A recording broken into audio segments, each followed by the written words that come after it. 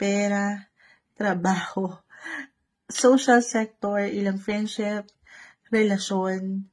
So, ang daming pwedeng ihain ng universe mid-October para sa inyo na in a way, baka nabibigyan kayo ng restrictions or limitations doon sa ilang sector na ito na hindi nyo nabibigyan ng buong atensyon or buo yung kayo kasi nga sa dami. Okay? At dito, hindi nyo na mapupuna or maaaring maramdaman kung ano yung tinatakbo o sinasabi ng inyong mga katawan. So, very important to listen. Emotionally, physically, kanya-kanya tayo ng hugot dito kaysa may 10 espada na nakadagan sa kanya. Hindi kailangan katakutan, pero pakiramdaman ang sinasabi ng katawan.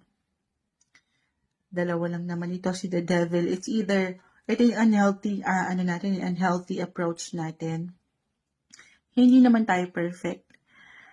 Kasi nga, hindi naman perfect ang buhay. Maraming ganap, okay?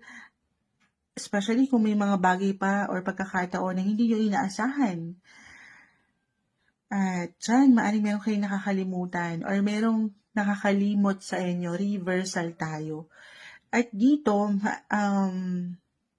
para